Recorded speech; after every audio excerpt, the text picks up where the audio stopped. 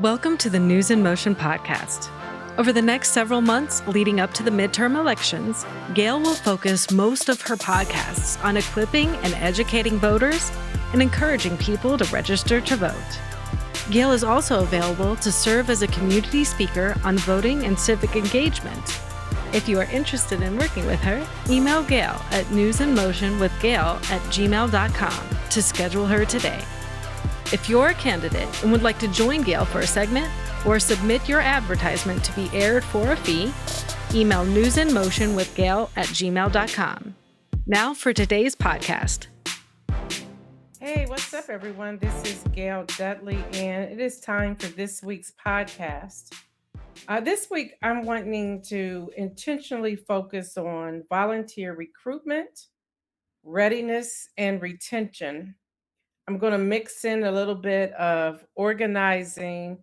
And if you're wondering why I'm going this direction this week, I'm doing it simply because with everything going on in the world around us, and might I say, in the world we're in right now, we need to be ready. There's a lot going on. There's a lot going on when it comes to protests, organizing, campaigning, and we have to be ready for what's to come. And with everything that's coming down from the spring opinions or dissent, the arguments from the Supreme Court, if you just look at the last 2 weeks, you will see the need to have volunteers for campaigns, again, protests, um, voter registration drives, mobilization, you name it. And more, we have anywhere from high school students up to elderly people in the senior citizens homes to activities and so forth. And I've been sitting back keeping watch over the last, let's say, 7 to 10 days. So let me start with going to the Supreme Court and the rulings.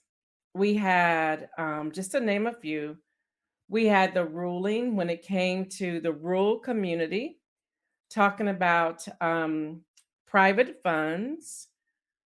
And that was focused on religious freedoms, religious liberties. Then we had the gun law out of New York that came down. We also had the Miranda rights that came down. We also had an inmate in Georgia who wanted a firing squad, and the state of Georgia does not have that in place, but the Supreme Court ruled in the favor of the inmate to have a firing squad. We had that. We also had the high school football coach who prayed with his team on the 50-yard line. We have that. We had others, and of course, we had Roe v. Wade. Now, if you're for or against any of those, that doesn't matter. There's still a need to have some sort of plan in place when you are doing what it is you want to do.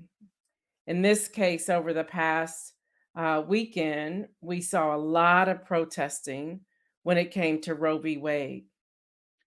Because I have many years of experience, I used to be the director of volunteer recruitment and training at a nonprofit organization, and I did all the training. I had a staff of 50 trainers.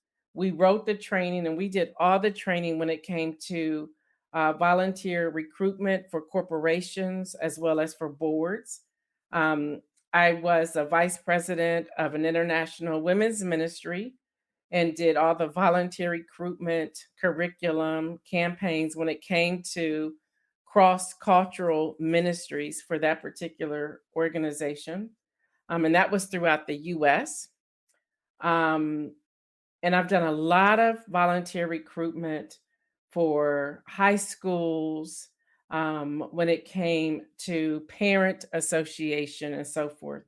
So I have a number of years of experience. Have written a lot of curriculum around volunteer recruitment, written a lot of articles and training workbooks. I'm a certified diversity trainer, excuse me, from the Multicultural Institute.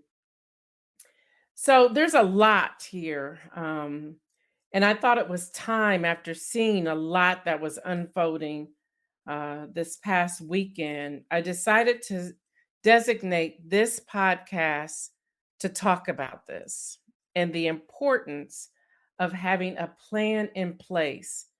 I was scrolling through social media where people were asking questions as where do we meet? What time do we meet? Do we need signs? Are signs already made? Are there parking passes available? Do you want us to catch the public transportation to get there? Do you have security? Is there an interpreter? Will there be water? Do we have t-shirts? There were a lot of questions that were filling up the social media platforms where people sent out a call to action and a call to come and stand on Capitol grounds or to march or to whatever. And this is not just this past weekend with Roe v. Wade, but I've seen a lot of it when it has come to even back to the George Floyd and the protests there, the protests for Breonna Taylor, the protests for Trayvon Martin, the protests for the 2020 elections, just so much. Um, and I felt it was a need for me to just speak to something that I am pretty fluid with and have years of background. And although I keep it pretty hush hush and I help people where people are needing assistance, my most recent piece has been as a contract consultant for an um, organizing firm, excuse me, um, for political campaigns. And I'm just helping people scale down and getting people to understand what's really involved. So now that I set the foundation, let's dig in this a little bit. We only have about 30-45 minutes. So I'm going to give you as much as I possibly can. But please know you can always contract with me. I'm available to consult with you to help you put this framework together and coach you through the plan. So let me go ahead and give you my email now. If it's something you think you want to be interested in, you can email me at info, the period sign, Gail Dudley, and that is Gail, D as in David, U, D as in David, Ley at gmail.com. So info.gaildudley@gmail.com. All right, y'all. So let's get into this. Now, when you're talking about volunteer recruitment, readiness, and retention, you have to, it is imperative that you create the necessary infrastructure. And then you also have to establish the initial relationships. So two things, put those down right now. Put it down. This is vital. This is so important. This is crucial. You need to create the necessary infrastructure and you have to establish initial relationships. So here's the key. If you really want to know the key to all of this, don't wait to implement this. Do this now. Go ahead and get it set up now. Don't wait. Don't wait. So that you already have the email distribution list. You already have everything that's needed. You start with creating that necessary infrastructure. And you may say, okay, well, what's a part of the infrastructure? What does that look like? And do we really need all of that? Well, I'm going to give you what some of the volunteer position descriptions look like, what type of jobs that are normally a part of it. Social media person. You need that social media person to send out that call to action immediately. You need that event coordinating person. And that event coordinator, sometimes we think of the event coordinator as the person who's coming up with the balloons, the signs, the building, whatever. No, the event coordinator is coordinating. Okay, where are we parking? What's the transportation? Are we going to be on the south side or the south lot of the Capitol building?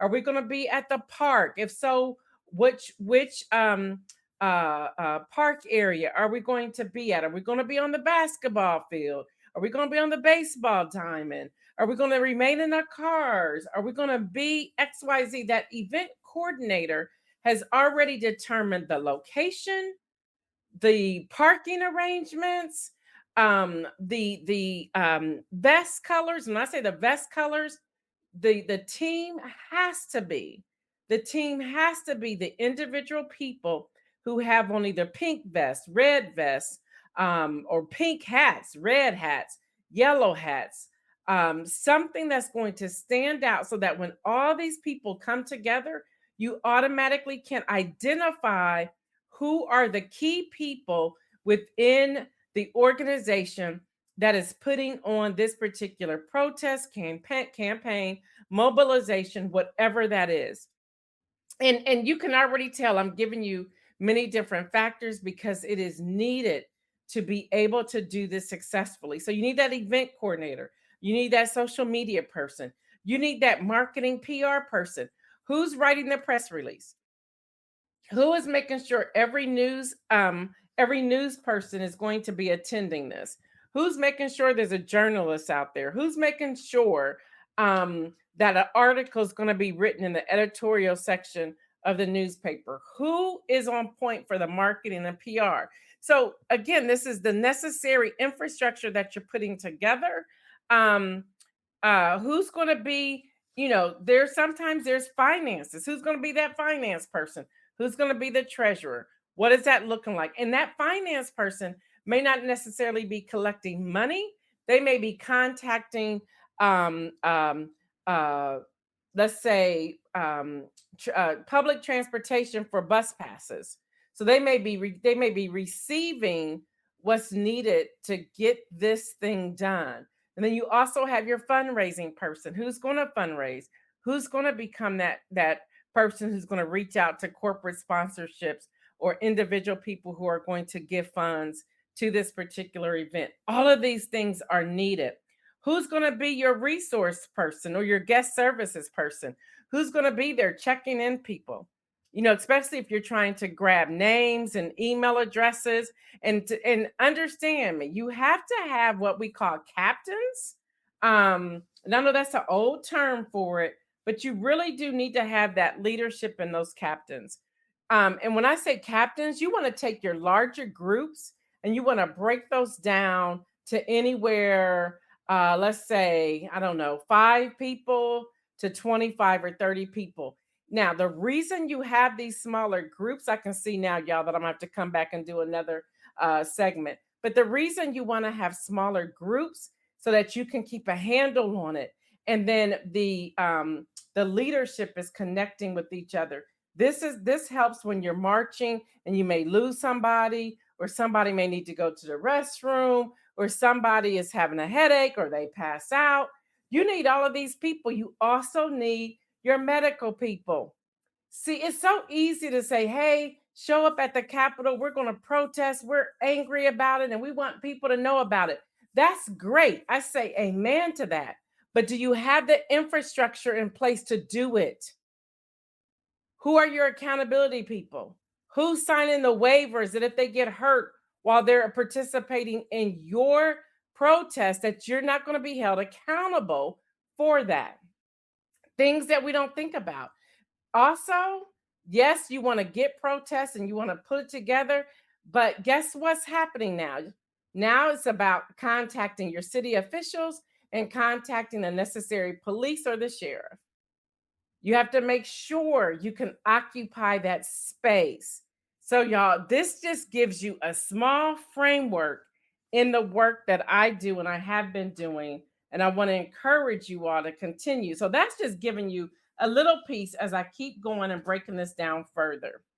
So, protests, grassroots organizing, campaigns, again, that's volunteer recruitment, readiness, and retention. So, you're saying, well, what does this look like? Do we need full position descriptions? If you want to be serious about the work that you're doing, yes, you need position descriptions. Yes, there should be an interviewing process. Yes, you should do background checks. And this is not to deter you or to scare you, this is to prepare you. And I want all of you to know we saw just a snapshot of the Supreme Court ruling in 2022 spring session. Fall session is coming, followed by the midterm elections within the United States of America. This podcast has dropped on Friday, July the 1st, 2022. I am giving you ample time to put some things in place. And yes, we can put them on our smartphones, our tablets, our computers. You also want that person, one of your captains, one of your lead people, whether it's a guest services or your resource person, to also print all of these things out and have it in a notebook. I have been on location where the iPads crashed. So all the signatures of people signing the waivers, they were lost. I've seen computers crash where the emails, the contact information has been lost. So, y'all, when you're doing organizing, protesting, volunteer recruitment, readiness, and retention, you also want that person carrying around that notebook with all of those 3-hole punch papers on the inside. Yes, I said it. I know y'all probably saying this girl is crazy, but I know what I'm talking about. I've seen it happen too much, and I want you to be prepared. So this is why this is dropping today, this podcast, because I believe we're going to see more and more organizing going into the Supreme Court of the United States fall sessions. The arguments and the opinions and how those rulings come down, as well as the midterm elections. So hopefully you have pen and paper. You're going to rewatch this. Also share this, download it, subscribe to it, share this with your nonprofit organizations, people who are running for office and campaign, all of this. I am a consultant in this area. Y'all know politics, civic engagement, community service. That's my thing. And I absolutely enjoy it if I can add that. All right, so let's dig deeper. Let's dig deeper. So position descriptions. Yes, you need them. Whether you are doing 2 sentences, a paragraph for the position description, or whatnot, you need them. So here's an example of one I did for International Women's Ministry. And I designed this position for them based upon what they needed, what I could hear from their assessments. And the position is called a cross-cultural liaison. Now, yes, just like a position description, you have a purpose. And so, for example, in this position, it was to articulate a collective understanding of how people can better serve within the organization, promoting cross cultural ministry. This was ministry, for example, throughout each neighborhood, community, region, and across the nations.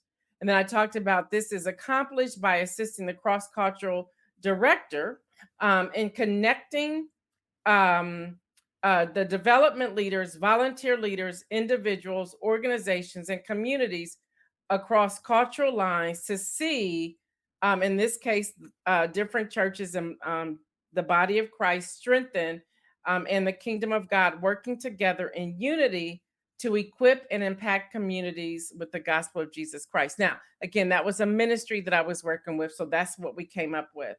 Then we went to the responsibility. So this person, for example, had to foster cross-cultural relationships and cross-cultural learning, as well as gain a better understanding of what was happening in and through the I'm sorry, happening in and through diverse communities, all with the aim of strengthening and advancing their particular region. Identify ways to build cross cultural ministries. That was a part of their assist a cross cultural director with cultural awareness training by coordinating training and group studies within their area. Another responsibility was for communicating the vision and mission. Another thing was to facilitate roundtable, urban and metro discussions to help build ministries cross culturally in their area. It was to develop a structure and strategy to propose urban metro ministry models. It talks about the characteristics of the person, their understanding, and it gave the hours. And in this case, this position was 12 hours per month. So I know that was a lot that I shared in this particular position description, but you really want to identify what that person is doing. You also want to get a background check on your volunteers. If they're going to serve a leadership position, you need to make sure they have a background check. For example, if you know you're going to have a children's area, everybody in the children's area, I don't care if they do have children, need to have a background check. You need to make sure they're not pedophiles. You need to make sure that they are allowed to work with children. We get so excited, and I get it. I'm all for it. I will go to a march. I will help with the organizing, all of that. But y'all, the details have to be in place as well. The details have to be in place as well. Um so that just gives you an example. So you want to have the responsibilities, you want to have the purpose of the position. You also want to talk about the characteristics of the position. You also want to talk about the hours, the number of hours. How many hours are they really going to participate? You may have a volunteer position that's only 1 hour. You may have another volunteer position that's going to be several hours. Here's another position description that I have. Is from a nonpartisan political campaign, and they were looking for someone to they need volunteers to address postcards, which means they were going to get funding, money for the stamps, for the postcards, and they needed to put together a team of 5 or 6 people. They needed somebody in that volunteer position as the lead volunteer to either drop off the postcards or pick them up along with the stamps, giving them the addresses of where they're going to mail them to, because postcards are usually handwritten when it's in a political campaign. You can have the type postcard if you want to, but most people will look at the handwritten postcard before they will look at the typed postcard. So this volunteer position, they need to have penmanship so that people could read their handwriting. They needed to find someone who was going to really follow through and mail those postcards. They were going to have somebody who was a captain or a leader over the other team members who were doing postcards. Um, this particular position description had a certain zip code area, and they also organized maybe 7 to 8 other zip code areas. The number of hours for this position during the campaign time, so let's look at it going into the midterm elections, they were 6 hours a week. 6 hours a week. So you want to look at that. So the position descriptions are key when you're doing volunteer recruitment, readiness, and retention. Now, the next thing, interviews. Yeah, interview your volunteers. I know you're probably saying, we don't have time to do all that. We need all hands on deck. We don't care. Well, depending upon, let's say this is a protest interview, protest you're recruiting volunteers for, or a political campaign you're recruiting volunteers for, school events or functions you want to recruit volunteers for. Well, in many cases, somebody's coming in and out of your home. So you do want to know if they have a record. You do want to know their passion behind it. You do want to make sure they're able to do the job. You do want to make sure they're not listed as someone who abused somebody. Let's just be honest. In Indiana, in the state of Indiana, during the primaries, a man won the primaries, although he was sitting in jail accused of killing his wife.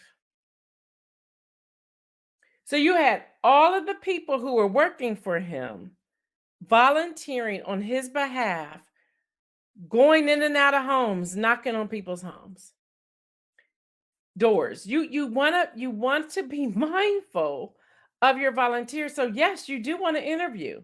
Yes, you do want references. Yes, you do want to check those references. Yeah, this makes a difference of just throwing together an organization, going out to do something, and actually taking your time, putting all the pieces and parts together.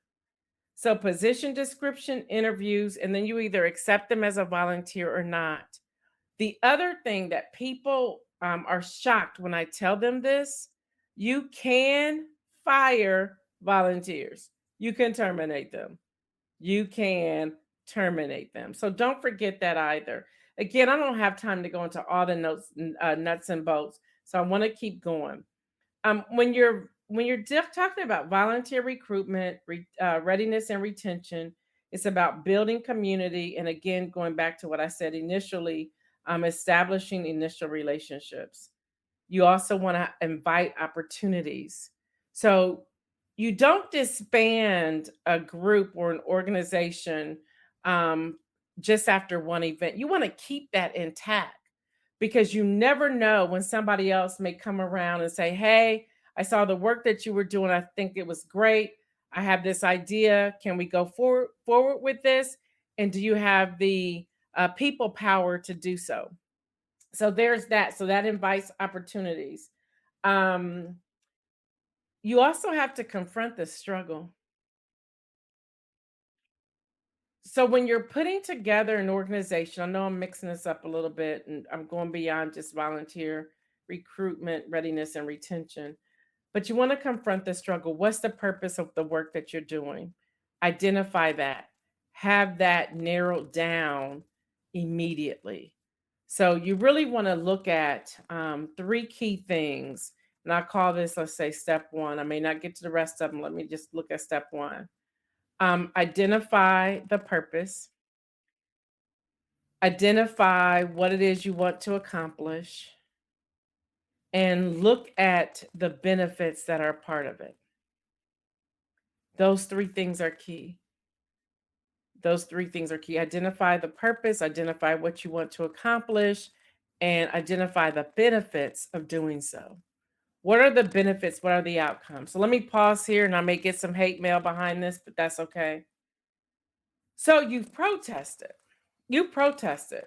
Many people were out there. The only reason I was not protesting was because I was at church on Sunday. But many people were protesting. They were protesting. All right, now what? The protest is over. What? What is the call to action? So when you're talking about retention and readiness of the volunteers, what's next? Did I put in those 15, 20 hours, 3 hours, 5 hours for what? Now what? What are we going to do? What do we want to see happen? Have we now divided up the group to go to town hall meetings? Who within our volunteer list will organize the town hall meetings? How will we know when the town hall meetings are in play? This week would have been a great week. Why? Because they're at recess. They're on recess. And many people had town hall meetings. So after the protesting, how many people showed up at town hall meetings? Was there a list of town hall meetings within your community? What are we doing after this protest? How do we continue to march on and to fight on? What does this look like? This is important. It's important. We protested, we have to keep going. So we got to confront the struggle. We have to understand the facilitation dynamics. When I was scrolling through the other day, looking at the different groups and protests for the protests that were coming up for Roe v. Wade, it was an invisible organization. I won't say which state or which city. And there was a fight within the social media Facebook page, an argument, if you will, because a man got upset with the fact that he couldn't just run with it and do what he wanted to do. And he was just telling people how to do it. And the women were like, whoa, stop, hold up, wait a minute. Let's stop all of this coming at us this way.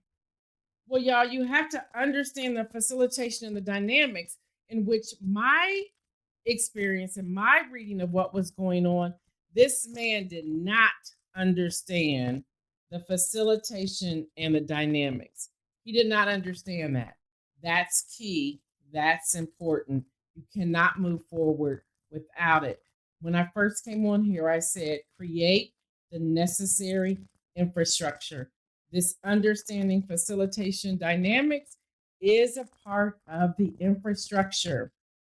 All right, the other thing, you have to identify the current projects and the partnerships. All right, let me give you a few more things and I'm going to sign off, but I do want to hear from you. I want to hear from you because a lot's going on. I want to be able to help. So let's take, for example, volunteer recruitment for a voter registration mobilization campaign. Now, if you know Gail Dudley, that's me, by the way. If you know me, you know I'm going to give you some serious nuggets. I've been giving them to you since I've been on this podcast today. I am about to give you some serious nuggets, and through these nuggets, you're getting this for free because I'm here to help. Well, you have to identify the rationale. The rationale is that, let's say, XYZ organization has experienced proven success over the many years around the country in reaching millennials, diverse millennials. And although, let's say, so many lives, and I'm making this up as I go along, so many lives have been impacted. There's a underrepresented mission field in the urban community when it comes to millennials and people of color, getting them registered to vote. That's just, I'm just making this up. So you want to look at some of the strategic development. You want to have targeted resources. You want to have the involvement of motivated leaders representing the community for this voter registration campaign. Yada, yada, yada. Y'all follow me, right? So then you want to get to the methodology, and you want to determine the initial goal, and you want to be able to evaluate the viability of at least the projected metropolitan area or rural area, or wherever you are located. So you want to identify the counties.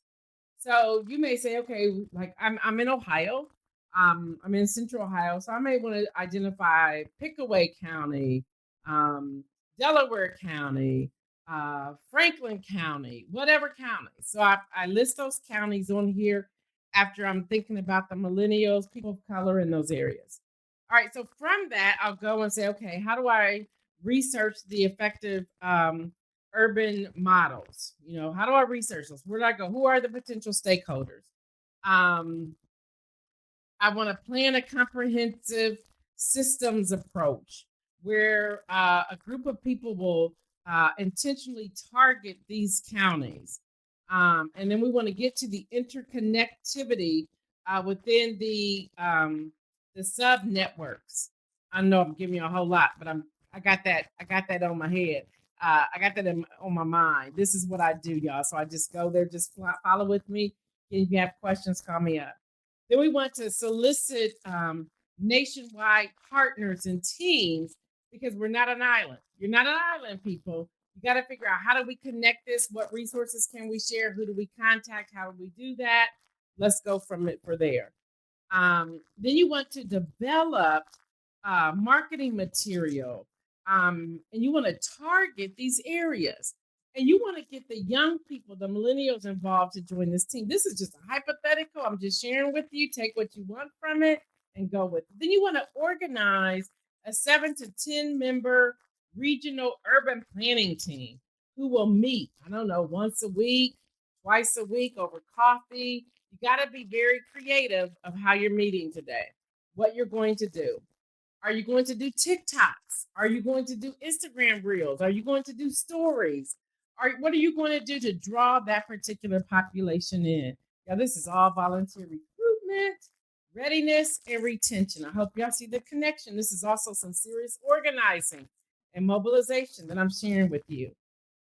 Now, you may even need to start with a focus group. I know I put this at the end, but you got to think about this. You may say, okay, let's get together with some college students and put together a focus group on what's going to work and how we're going to roll this out. Then you're going to evaluate the process. Then you put together your timeline. First week, second week, third week, whatever that looks like. You put that together. There's your plan, people. There's your plan. That's how you really put together. I'm telling you, I've done it. It works all the time. For example, News in Motion registered over 25,000 voters. I know you're probably saying that's a small number. That's a big number when you're talking about trying to get people to vote today. That's a big number. And we're a small group of people. But we did it, over 25,000, and we did it within a short time period. So it can be done, and this is the method that you use. And you don't want to just give one link. You want to give several links because you don't know what side of the aisle they're on. You don't know. Now, if we're really trying to be intentional in registering a massive amount of people, you go for it in a nonpartisan way. You can still have your thoughts and your party and still be staunch with your party. I have no problem with that. I do it too. But if you're talking about a massive turnout of voter registration and massive people turning out to vote, which we needed, I believe that the midterm elections on November the 8th, 2022, are probably the most important midterms of our lifetime. There's a lot on the line, people. Healthcare is on the line. Education is on the line. Human rights is on the line. Marriage equality is on the line. Women's health is on the line. Immigration is on the line. Inflation is on the line. There's so much that's on the line, people. We need to be out here registering each other to vote. So let me just give you a few pieces of the volunteer recruitment content, which I've kind of like pretty much gone over. But I'm going to just pull out a couple more things. You want to have volunteer commitment. You want to have focus. You want to have brainstorming ideas. You want to be able to finalize an idea. You don't want to hold on to it too long. When it comes to this type of work, and again, kudos to everyone who protested with Roe v. Wade this past weekend. The ruling of Roe v. Wade this weekend. Again, whether you're for it or against it, I'm not talking about that. I'm talking about the fact that because you had people protesting who were angry, you also have people protesting who were celebrating, and it was massive turnout. What are we going to do now? What's on the docket? And again, I can go through social media and see the frustrations of people. I drove 2 hours to get here. I don't see anybody. Did I come to the wrong location? Can anybody call me back? Is anybody checking social media? That's a volunteer piece, people. And if you don't handle that now, you can't expect that person to drive 2 hours again the next time you need them. Who are your fundraising people? GoFundMe. Okay, that's cool. That's out there. But beyond GoFundMe, who's going to be the person who is regularly giving on a monthly basis to help you do what you need to do? Okay, the protest is over. Let's just hypothetically say a protest is over. But there's something that's happening big in Washington, D.C. with some legislation, and you want to be You've been asked to come and to do a presentation. Do you have the financial funds to get there to do that? That's why the fundraising continues. I have to do a fundraising piece too. Yeah. By now, you know my love and my background: the civic engagement, nonprofit management, nonprofit leadership, fundraising, campaigning, protesting, politics, all wrapped into one. That's me. My name is Gail Dudley, and I approve this message. That's who I am. I'm also going to talk about messaging coming up. We have got to get on message. We have to get on message. You can look at the two main political parties right now in the United States of America. The GOP, the Republicans, have a sound message, and everybody's on message with that message. The Democrats have multiple messages. We're not for sure which one is the main message, and people are falling apart behind it. So again, we have the Republicans. We have a sound message there with the Republicans. We have the Democrats. We have a not so sound message with the Democrats. What's the messaging? We'll have to get to that at another time. All right, y'all, gave you a whole lot to consider here. We're right about 40 minutes, 41 minutes in. I'm sure you have questions. If you have questions, you can email me at info.gaildudley@gmail.com. Again, that's info, I-N-F-O, the period sign, Gail Dudley, G-A-I-L, D as in David, U, D as in David, L-E-Y, @gmail.com. I would love to hear from you. If you're saying, okay, I have questions, email me. You may say, wow, I need this right now. How much do you charge? Call me up. We can talk about the package, and we can go from there. Y'all, you're talking to somebody who has over 30 years experience. And believe me, I may be turning 57 in July, but I am still young and vibrant, and I can still make some bold moves. So just call me. We'll see what we can do. Don't wait till the last minute, because my calendar is filling up, because I was hitting back people over this past weekend saying, I can help you with that. Do you know this is happening? And people were like, help me, help me, help me. That's another reason why I decided to do this podcast to launch today on July the 1st. A lot of people are talking about protesting July 4th because of Roe v. Wade ruling. Talking about where's the freedom of women. I'm gonna hit back to this, and this is not what the podcast is about. You know, Black and brown people have been looking for freedom for a long time. That's why we turn to Juneteenth and not necessarily July 4th. Yes, I am a citizen. I am a person. I was born and raised right here in the United States of America, and I do love my country. I do. At the same time, I love my freedom, and I am so grateful to all the military people. And I want to give them a shout out right now for making it possible for me to live here, me and my family, who fought on our behalf and our parents' behalf and our grandparents' behalf and all of our ancestors before us. And I just want to salute you and say thank you. And on this July the 4th, I think I consider that freedom. And I share that because so many people are wanting to do different protests around July the 4th, and they really don't know what they want to do. And it is so important when you're talking about organizing, protesting campaigns. You got to think about that volunteer recruitment, retention, and readiness so that you can get that message out. That's why it's important to have that message. It's important to have that fundraising. It's important to have that marketing person, that PR person. It's important to have that guest services person, that resources person. It's important to have that social media person, the marketing person, those press releases. All of those things are crucial. They are vital, and they will make a difference. All right, y'all, keep doing what you're doing. Civic engagement is amazing. Build your infrastructure.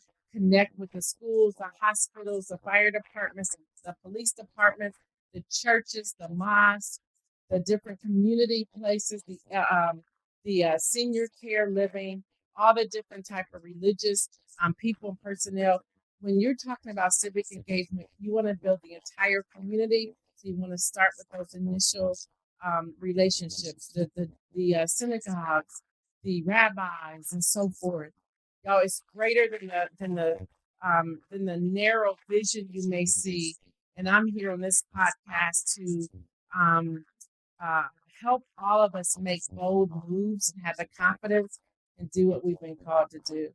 So I'm trying to stretch your thinking, stretch your sight so that you can see all of these different things. It's not to discourage you, it's to give you the resources you need to make a greater impact.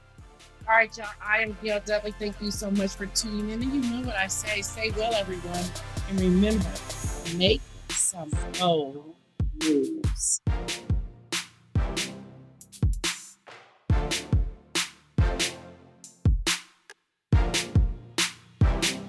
Catch Gail each weekday on News in Motion on Facebook Live at facebook.com/News in Motion or her YouTube at youtube.com/Gail Dudley. You can also follow Gail on Instagram and Twitter at Gail Dudley and visit her website, www.gaildudley.com. Until next week, as Gail always signs off, stay well and remember to make some moves.